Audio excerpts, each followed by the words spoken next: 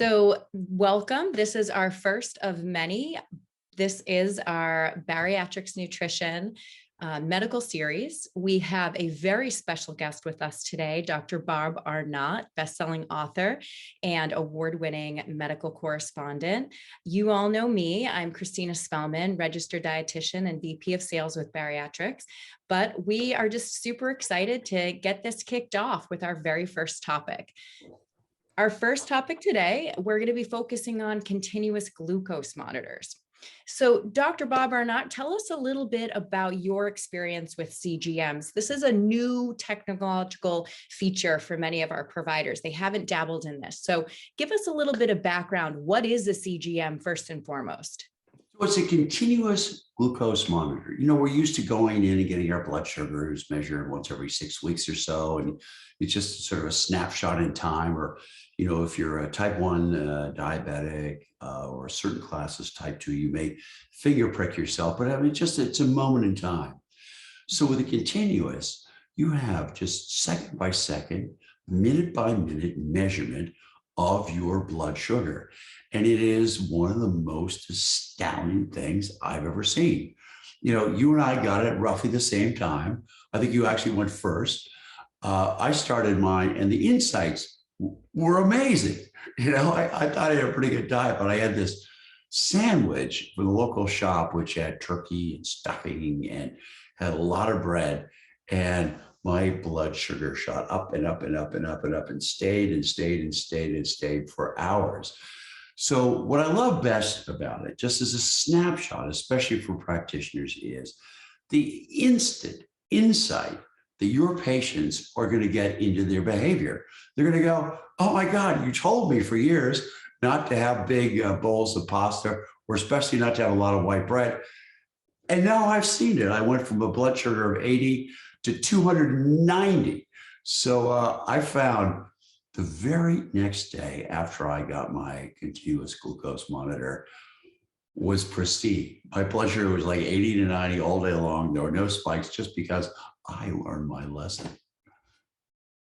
I love that. I think I selfishly, as a coach, want to implement this within my practices that I educate and train, particularly because of what you just described. So I have spent years working with patients where we're analyzing their food log from 7 days prior, and we're trying to get through the nitty gritty of what happened 7 to even 14 days ago. And we're trying to figure out what is that barrier to their current weight loss success or wellness optimization. With the CGM, we're going to have that data right in front of us. It's so transparent. And as a coach, I'm able to then help my patient make changes real time, which I think is the beauty of it.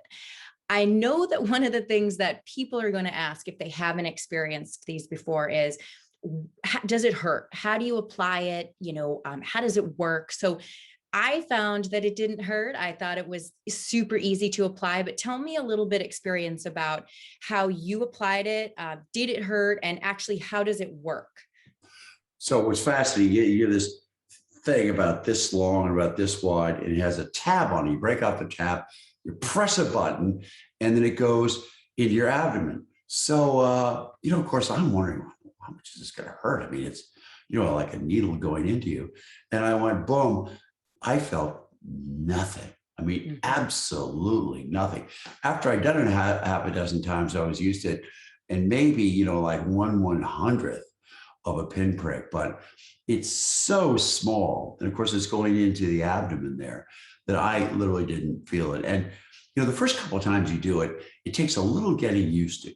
I made a bunch of mistakes. Like I covered up the transmitter number by putting it on my abdomen, and then the device asked my transmitter, and I had to take the whole thing off. But after you've done it a couple of times, it's second nature. It's so easy to put the new ones on. They've got very good consumer service.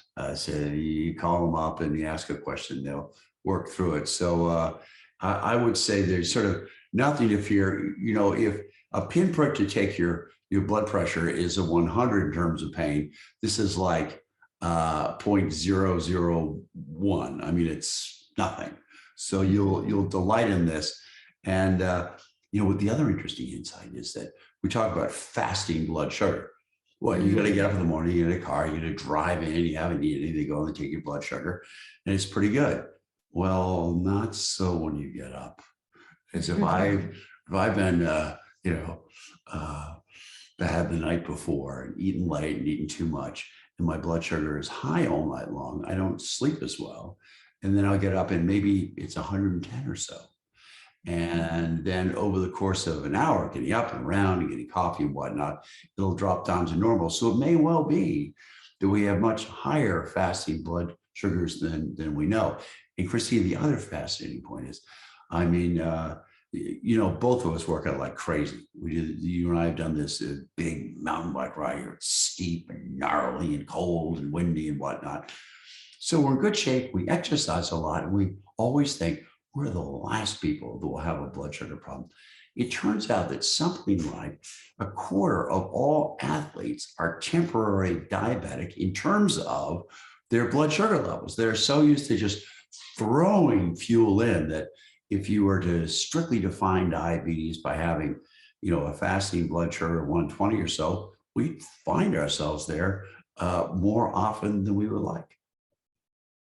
I absolutely agree. I particularly with the fasting blood sugar. And so I think we want to look at this as something that someone can use whether or not they've been fully diagnosed with diabetes, right? So both you as well as myself, we've not been diagnosed with diabetes, yet this was a tool that allowed us such transparency around our overall health. And you mentioned a couple of things. First of all, fasting blood sugars. So for me, I noticed that meal timing really came into play with this. So if I ate too close to dinner, I would notice the next day I had a higher fasting blood sugar reading. And I would also notice that throughout the night, I was processing and I was getting a little bit of less of a deep sleep. It was affecting my sleep overall and then affecting my blood sugar reading in the morning. So that sort of set me off for an overall higher day when I would eat too close to dinner. So that actually was interesting to see. And then the other piece that you just referenced about meal timing and exercise did two things. It allowed me to feel a little bit more flexible with my diet. So if I was tending to be more of a lower carbohydrate eater, I could see that if I ate my carbohydrates pre or post exercise, I didn't get that same spike that if I had just eaten those carbohydrates alone. So for me, it sort of opened up the door to understand the importance of meal timing and utilizing carbohydrates either pre or post. So that was obviously just fantastic for me as more of a low carbohydrate dieter, if you will, as many of our patients will be. Tell us a little bit about the measurements we should be looking for as practitioners. You mentioned fasting blood sugars. Where should our patients' fasting blood sugars typically stand? And then tell us about some of the other measurements we can use the CGM to analyze. So first of all, I love what you said about exercise and the timing during the day, because what you will find is that blood sugars build. So in other words, before dinner, you go, oh, a little cheese and crackers. It started up, and then maybe you have a little appetizer, a little bread and whatnot, and you are on your way to the Mount Everest of blood sugars. It will go up and up and up and up. And one of the most interesting dietary strategies, especially if you like me, like, some sugar once in a while or junk food, is to basically fuel around your workouts. A lot of patients who are struggling their weight or outright diabetic have a hard time exercising. And I think a big part of that is because they can't ever fill up their muscle fuel tanks and their blood sugar is always falling and whatnot. And I found this. I was out in a couple of workouts and my blood sugar was 140. I had an alarm go off. I went down to 50. I had a red alarm going off on that because it dropped so quickly. So what I'll do is I'll have carbohydrates before my workout. I'll often have a large sports drink even 5 minutes before. And then starting 30 minutes into the workout, I'll have the little chalks or something to start to refuel. And then I'll be able to keep that blood sugar up over a long period of time. So if you're struggling with your weight and struggling with every exercise, you're going to find you'll have a blood sugar that makes exercise possible. Now, the sponsor of the research, Ironman out in Hawaii, actually had their athletes on these continuous blood sugar devices, and you do so much better. I mean, I have so much better rides when I do that. So, two very good insights of yours. What I think, Christina, too, is I look obviously at the absolute blood sugar level. Now, I'm fortunate, you're fortunate too, that we're shaved. Thank God we don't have diabetes, which is often just, quirk of genetics. And so we're at 80 or so. Someone else might find themselves at a baseline of 120 or 130. Knowing that baseline is important and having as a goal being able to bring that down. Now, true confessions, I have to take a drug called a prednisone. It's a steroid. And what that does is it makes you temporarily diabetic. I take it for terrible asthma. Fortunately, not that much during the year. But when you turn into a patient with diabetes, it's remarkable because all the rules change. All of a sudden, instead of being 80 or 120, and when you eat things, you have a much sharper rise, it stays up much longer, and it goes incredibly high. So I have to say that I have a newfound sympathy for patients who have diabetes because it's not all in their control. They do have a very different metabolism as patients with type 2 diabetes.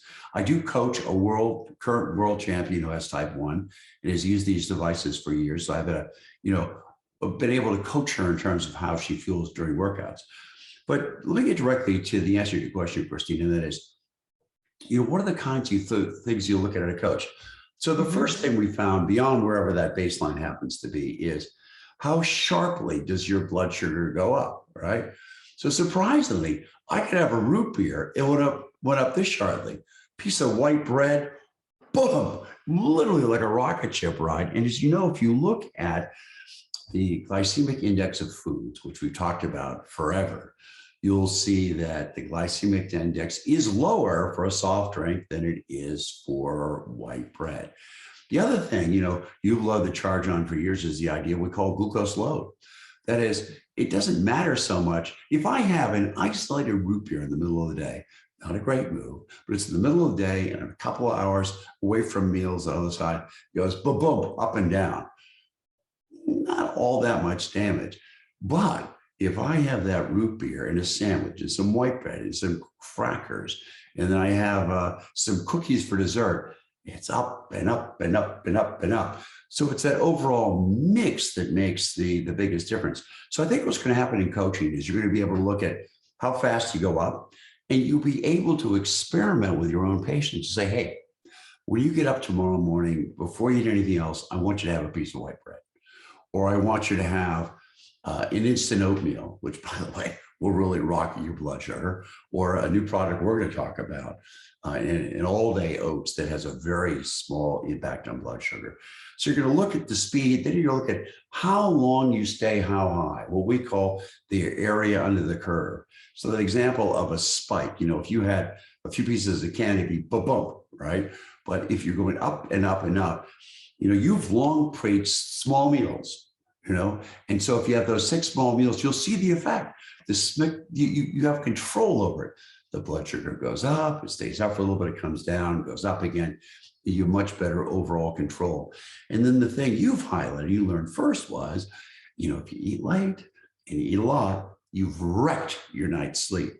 So what I love about this, Christina, is that you're going to be able, within a day or two of using this device, that patients have phenomenal insights about foods and meals that are not great for them, about timing, how many meals, not eating late, getting a better night's sleep. And you will find within a day or two that your patients' blood sugars are lower, they feel better, and they feel much more in control. And you finally have that experience of saying, yeah, Christina told me that for years, but now I know it's actually true. 100% agree. I think that this is super validating for all of our practitioners. I think a fun experiment would be if they were to get their patient onto this type of a device. And then, as you described, create a little bit of an experiment, even for 2 or 3 days. Let's just do your standard diet that you've been consuming, maybe throw in some food experiments in there. And then let's get started on the meal plan that utilizes the meal replacements and the protein supplements. It's a absolutely fantastic way to validate the use of that meal plan. So in coaching a patient, you always know, as you described, I'm giving them this advice. I'm hoping that they walk out of here and that they're confident and they're trusting in me as their coach to follow through. But it's going to be dramatic for that patient to be able to see, these are my results on my traditional standard American diet or the diet I've been consuming. And these are my results as I consume this meal plan that my provider has put me on. So I just think it's going to be very validating from that perspective. And then, as you say, they'll be able to see their response to foods, because I may respond differently to foods than you respond to that very same food. So it's a form of very customized and personalized nutrition that we've not yet been able to tap into in the past. So on the nutrition front, I'm extremely excited. On the exercise front, I think that it's going to show that you don't have to be a super trained athlete at this time to really get the benefits of movement. We can see that you consume your meal and you start to see that spike. And if you go out even for a 10, 15, 20-minute walk, you start to see your results change. You start to see that that spike comes down. And so I think that's going to be very exciting for patients to see, that when we ask them to move, they don't have to go out and do a triathlon that day. They can actually just start a walking routine, and that's going to make a huge impact.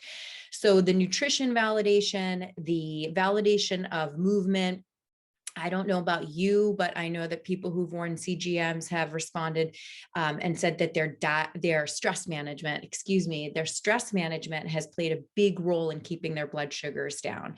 So it's more than just diet. It's really going to validate the holistic approach as well. Tell me a little bit about how practitioners can get their patients access to this type of a tool. So what's wonderful about this is what we've done. That is, I wrote a prescription for you to go to a pharmacy. You don't have diabetes, but we wanted to, as part of really providing a phenomenal service to practitioners and their patients, and because you are always so far ahead of the curve. So as a physician, you can write a prescription for any of your patients for CGM. They don't have to have diabetes. If they do have a particular kind of diabetes, then there's more likely that the insurer will pay for it, but it is covered by Medicare, Aetna, Blue Cross, Blue Shield. Often it will have to go through sort of a third-party diabetes supplier. But what I like about it for practitioners is that there are codes, there are CPT codes where you actually can and should charge for showing your patients how to use them, doing some initial coaching and whatnot. And so there's some benefit to the bottom line of your overall practice. But more importantly, it's going to give you a phenomenal way to be able to coach. Your patients are going to be so much more interested than they had been before. And as you pointed out, I've tried these wonderful products that you designed. And as an experiment, I had my usual day, and then I had a day with these. And instead of the blood sugars going up and long and out, it was just like this little tiny bump up and down. And this oats product that you've been integral in designing is phenomenal, because you don't have that hunger. The other thing I think is really fun about this is that you'll notice you're not hungry. In other words, if you spike your blood sugars, it comes crashing down. You're gobbling up everything you can like a vacuum cleaner. But if you, in fact, have your carrots and apples, or have the wonderful meals you design, like I love the soups you have as an example, you have those, then you'll find that they're very small swings in blood sugar. Your stress, as you point, goes way down. We know with big swings of blood sugar, you produce a lot of cortisol, the stress hormone, and your heart rate goes up, and your adrenaline goes up, and you want to eat more, and you're stressed. And so I think the biggest thing, and you made the point, is that you're going to be able to de-stress your patients. So they're going to be able to eat better and feel better. And what I love about this whole new class of what we call wearables, like I wear this Whoop device as an example, I have this Garmin device, is you learn so much from them. I have asthma, and I can check my oxygen level, anytime during the day and night, keeps track of it 24 hours a day. If you do have asthma, be able to track when you use inhalers and whatnot. But this, I think, for everybody who has ever had a problem with their weight or how they feel or stressed, is going to be a real godsend. The patients are going to be so grateful, and you're going to have so much better luck in terms of coaching, because it's not like taking you at your word. They're going to try it and go, yeah, Christine was right. Why didn't I listen? It's because I didn't know until I used the monitor. I agree. I'm very excited to get this integrated. We're going to be doing some unique things with CGMs in the future. I think this is just the beginning. We'll be looking at integrating this into our health track technology, which will allow providers as well as their patients to really get that visual and connect them. So typically a patient may be out there, they're working with their mobile app, they're seeing their results from their CGM, and then they're having to bring that information to their provider in more of a episodic way. So every week or every 2 weeks. By integrating this device into our technology, that provider could sit down and they could get an analysis right there on screen between sessions. So I think that the future is bright with CGMs, and I'm excited to kick this off and get our practitioners using this with patients. Well, because I can be more excited as well. I just think it makes a world of difference. And as you point out, as physicians, a patient walks out of the office and you go, "Oh my God, what's going to happen?" You have no eyes on them. You have no idea what's going to happen. And so this way, 24 hours a day, you can actually get this uploaded to a device. You look at all these different values. So if they get into trouble, you see that trouble early on, and you'll find it a phenomenal coaching experience. So I just wanted to thank you for, first of all, being a remarkable host, and secondly, being so far ahead of the curve for your whole career in terms of diet and nutrition, making it actionable and making a big, big difference in patient lives. So I thank all of us. Thank you for your spectacular leadership here and for your terrific on-camera skills. Fantastic. Well, thank you for being here, and we're excited to kick this off.